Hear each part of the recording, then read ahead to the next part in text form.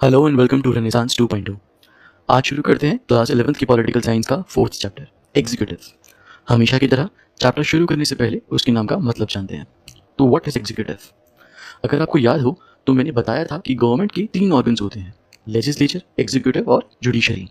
तो लेजिस्लेचर तो वो हो गया जो कानून बनाता है, और एग्जीक्यूटिव वो है जो उस कानून को एक्चुअल में इम्प्लीमेंट करता है। अब देखते हैं कि एग्जीक्यूटिव में कौन कौन आता है। तो हमारा जो एग्जीक्यूटिव है वो हमारे लेजिस्लेचर यानी पार्लियामेंट में से ही निकल के आया है। तो जो पार्लियामेंट में हमारे कुछ खास लीडर्स हैं, जैसे president, vice president, prime minister और कुछ इंपॉर्टेंट मिनिस्टर्स, ये मिलकर बनाते हैं पॉलिटिकल एग्जीक्यूटिव, जो पॉलिसीज बनाते भी हैं और इम्प्लीमेंट भी करते हैं। और फिर आते हैं हमारे आईएएस ऑफिसर्स, गवर्नमेंट ऑफिशियल्स, जो इलेक्ट होके नहीं बल्कि परमानेंट जॉब में आते हैं, इसलिए इन्हें परमानेंट एग्जीक्यूटिव भी कहते हैं। ये उन पॉलिसीज और लॉज को इम्प्लीमेंट करते हैं एक्चुअल ग्राउंड पे।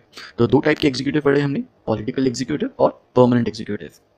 अब बात करते हैं एग्जीक्यूटिव के अलग अलग टाइप्स की। तो पहला आता है पार्लियामेंट्री फॉर्म ऑफ गवर्नमेंट, जो इंडिया ने भी अपनाया हुआ है।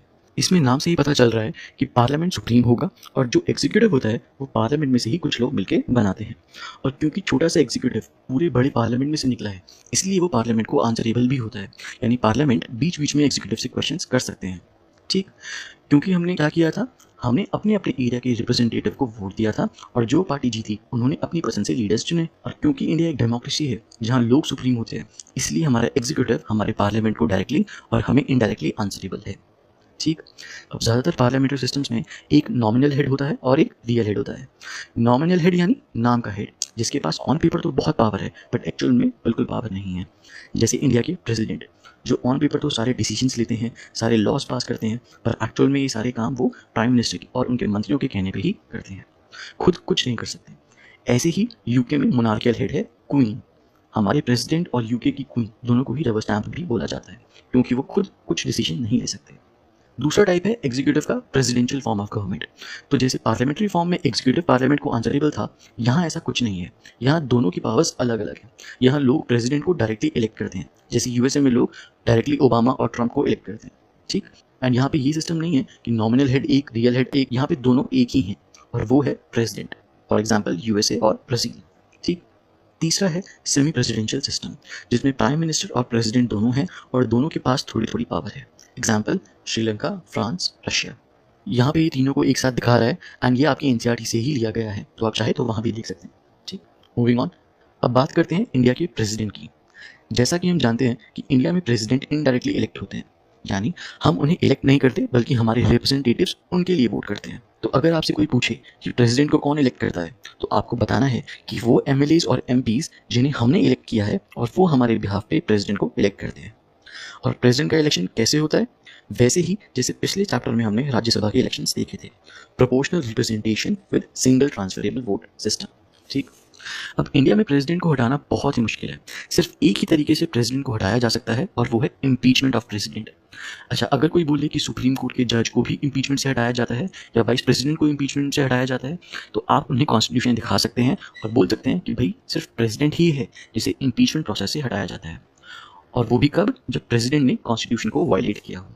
ठीक, अब देखते हैं कि प्रेसिडेंट की पावर्स क्या क्या होती हैं। तो सबसे पहले है एडमिनिस्ट्रेटिव पावर, यानी डिसीजन लेने की पावर, जिसमें प्रेसिडेंट ही प्राइम मिनिस्टर को, मिनिस्टर्स को, गवर्नर्स को अपॉइंट करते हैं और यूनियन टेरिटरीज को डायरेक्टली चलाते भी हैं। लेकिन ध्यान रहे कि ये जो पावर्स हम डिस्कस कर रहे हैं वो प्रेसिडेंट अपने आप नहीं कर सकते हैं। सिर्फ कुछ ही चीज़ें हैं जो प्रेसिडेंट खुद कर सकते हैं, वो भी हम आगे डिटेल में पढ़ेंगे। अगली है लेजिस्लेटिव पावर, यानी कानून बनाने की पावर। अब हर बिल जो पास होकर एक्ट बनता है, उस पर प्रेसिडेंट के साइन होने कंपलसरी हैं। बिना प्रेसिडेंट के साइन के वो कानून नहीं बनाया जा सकता। अब जब कोई बिल प्रेसिडेंट के पास आता है, तो उनके पास 3 ऑप्शन होते हैं। या तो उस बिल को पास कर दें, यानी असेंट दे दें अपना, या मना कर दें, या फिर उसे वापस भेज दें एक बार फिर से डिस्कस करने के लिए कि आप रिकन्सिडर करिए इसे। पर अगर वो मनी बिल है या कॉन्स्टिट्यूशन अमेंडमेंट बिल है, तो उन्हें अपना असेंट देना ही पड़ता है। ठीक, राज्यसभा में जो 12 मेंबर्स नॉमिनेट होते हैं, उन्हें प्रेसिडेंट नॉमिनेट करते हैं प्राइम मिनिस्टर और काउंसिल ऑफ मिनिस्टर्स के एडवाइस पे। अगला है जुडिशियल पावर। तो इसमें प्रेसिडेंट के पास है पार्डनिंग पावर, यानी अगर प्रेसिडेंट चाहें तो किसी अपराधी की सज़ा कम या फिर बिल्कुल ही ख़त्म कर सकते हैं, ऑब्वियसली प्राइम मिनिस्टर और काउंसिल ऑफ मिनिस्टर्स के एडवाइस पे। ठीक, नेक्स्ट आती है इमरजेंसी पावर्स। अब इमरजेंसी क्या होती है ये हम आगे आने वाले चैप्टर्स में डिस्कस करेंगे, बट अभी के लिए फिलहाल आप ये समझिए कि अगर कभी भी कैसी भी इमरजेंसी डिक्लेयर होती है वो प्रेसिडेंट ही डिक्लेयर करेंगे, चाहे वो नेशनल इमरजेंसी हो या फाइनेंशियल इमरजेंसी। ये भी प्राइम मिनिस्टर और काउंसिल ऑफ मिनिस्टर्स की एडवाइस पे ही होगा। अगला है फाइनेंशियल पावर्स। तो जो फाइनेंशियल स्टेटमेंट होती है जिसे हम बजट भी बोलते हैं, वो प्रेसिडेंट की परमिशन के बाद ही पार्लियामेंट में पेश की जाती है। लास्ट है मिलिट्री पावर्स। तो प्रेसिडेंट को आर्मी, नेवी और एयरफोर्स तीनों का चीफ कमांडर बना रखा है। उनके पास किसी भी देश के साथ वॉर या पीस डिक्लेयर करने की पावर है। ये भी प्राइम मिनिस्टर और काउंसिल ऑफ मिनिस्टर्स के एडवाइस पे ही है। ठीक, मूविंग ऑन। अब देखते हैं प्रेसिडेंट की कुछ ऐसी पावर्स जो वो अपनी मर्जी से यूज कर सकते हैं, यानी उसमें प्राइम मिनिस्टर या काउंसिल ऑफ मिनिस्टर से एडवाइस नहीं लेनी, वो अपनी मर्जी से कर सकते हैं। इसे हम डिस्क्रिशनरी पावर्स भी बोलते हैं। तो पहली है सस्पेंसिव वीटो, जिसमें जो बिल उनके पास अप्रूवल के लिए आया है मनी बिल को छोड़ के, वो उसे पार्लियामेंट को वापस भेज सकते हैं रिकंसिडरेशन के लिए। पर अगर पार्लियामेंट ने वो बिल वापस भेज दिया चेंज के साथ या बिना चेंजेस के, तो इस बार प्रेसिडेंट को अपना असेंट देना पड़ता है। ठीक। दूसरा है पॉकेट वीटो, जिसमें प्रेसिडेंट के पास अगर कोई बिल आया है तो ज़रूरी नहीं है कि उसे असेंट दें या रिजेक्ट करें, उसे टेबल पे ही पड़े रहने दे सकते हैं वो, और वो भी कितने भी टाइम के लिए। ठीक, यानी अगर प्रेसिडेंट चाहें तो किसी बिल को वो एक्ट बनने से रोक सकते हैं। नेक्स्ट है president can seek information from prime minister, यानी प्रेसिडेंट के पास राइट है इन्फॉर्मेशन लेने का, वो भी प्राइम मिनिस्टर से। अगर उन्हें कुछ भी जानना है गवर्नमेंट के काम के बारे में, वो प्राइम मिनिस्टर से सीधा पूछ सकते हैं। अब ऐसे केस में जहां इलेक्शन के बाद किसी पार्टी को मेजॉरिटी नहीं मिली और 2-3 पार्टीज मिलकर भी कॉलिशन गवर्नमेंट नहीं बना पा रही, तो ऐसे में प्रेसिडेंट के पास पावर है कि किस पार्टी को गवर्नमेंट बनाने के लिए बुलाना है, जो उनके हिसाब से स्टेबल गवर्नमेंट बना पाए। और फाइनली, अगर गवर्नमेंट के खिलाफ नो कॉन्फिडेंस मोशन पास हो जाता है, यानी पार्लियामेंट को उस गवर्नमेंट पे भरोसा नहीं रहा, तो ये प्रेसिडेंट के ऊपर है कि लोकसभा यानी गवर्नमेंट को डिसॉल्व करना है या नहीं। और इस मामले में प्रेसिडेंट काउंसिल ऑफ मिनिस्टर की एडवाइस तभी सुनेंगे जब गवर्नमेंट मेजॉरिटी से बनी हो, यानी किसी पार्टी के पास 50% से ज़्यादा सीट्स हों। अगर नहीं तो उनकी बात नहीं सुनी जाएगी। तो बात करते हैं इंडिया के वाइस प्रेसिडेंट की। अब इंडिया में वाइस प्रेसिडेंट भी 5 साल के लिए इलेक्ट किए जाते हैं, और उन्हें इलेक्ट करने का प्रोसीजर भी प्रेसिडेंट को इलेक्ट करने जैसा ही है। फ़र्क सिर्फ इतना है कि इलेक्ट करने वाले लोगों में स्टेट लेजिस्लेचर यानी स्टेट गवर्नमेंट के मेंबर नहीं होते, बाकी सब सेम होता है। वाइस प्रेसिडेंट राज्यसभा के एक्स ऑफिशियो चेयरमैन भी होते हैं, मतलब राज्यसभा की सभी मीटिंग्स को होल्ड करते हैं। और अगर किसी इमरजेंसी सिचुएशन में, जैसे प्रेसिडेंट को इम्पीचमेंट प्रोसेस से हटाना या उनकी सडन डेथ में, वाइस प्रेसिडेंट ही प्रेसिडेंट का ऑफिस ऑक्यूपाई कर सकते हैं। और जब तक नए प्रेसिडेंट इलेक्ट ना हो जाएं, वो ही प्रेसिडेंट का रोल प्ले करते हैं। अब क्योंकि वाइस प्रेसिडेंट राज्यसभा के एक्स ऑफिशियो चेयरमैन भी हैं, तो उन्हें हटाने के लिए राज्यसभा से ही रेजोल्यूशन पास किया जाता है। ठीक। अब बात करते हैं प्राइम मिनिस्टर की। तो ये जो पीएम वर्ड है, यानी ये जो प्राइम मिनिस्टर वर्ड है, ये फ्रेंच वर्ड से निकला है, प्रीमियर मिनिस्टर।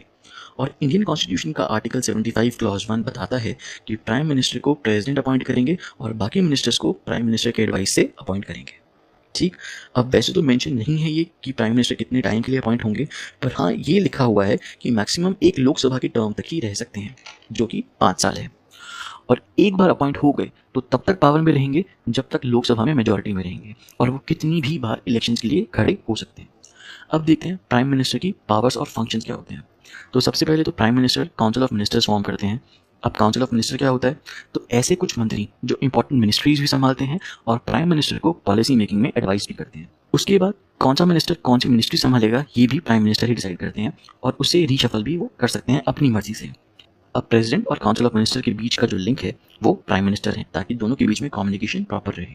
ये हो गई प्राइम मिनिस्टर की पावर और फंक्शन। अब बात करते हैं काउंसिल ऑफ मिनिस्टर की। पार्लियामेंट्री गवर्नमेंट में एग्जीक्यूटिव हमेशा पार्लियामेंट की चेक में रहता है, और इसीलिए council of minister collectively responsible होते हैं लोकसभा को।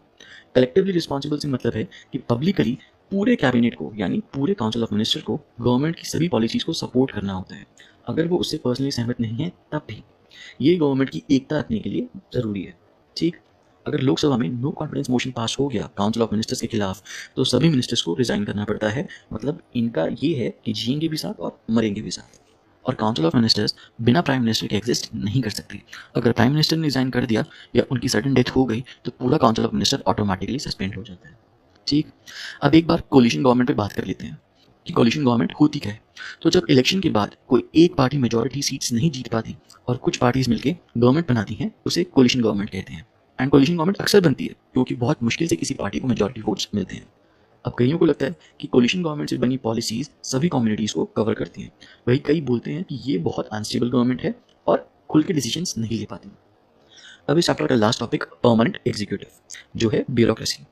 ब्यूरोक्रेसी या सिविल सर्विसेज में परमानेंट और बहुत ट्रेंड प्रोफेशनल्स होते हैं जो यूपीएससी एग्जाम क्लियर करके आते हैं और हाईली नॉलेजेबल होते हैं।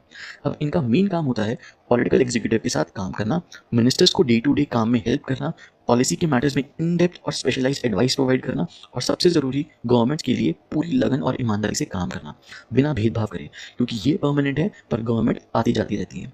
इन्हें किसी के साथ भी बायस नहीं होना। अब ये है कुछ इंपॉर्टेंट क्वेश्चंस, आप इन्हें लिखें, और अगर किसी भी क्वेश्चन में या किसी भी टॉपिक में आपको डाउट आए तो आप मुझसे कमेंट सेक्शन में पूछ सकते हैं। सो अगर आपको वीडियो अच्छी लगी तो इस वीडियो को लाइक करें और हमारे चैनल को सब्सक्राइब करें and keep study. Thanks for watching.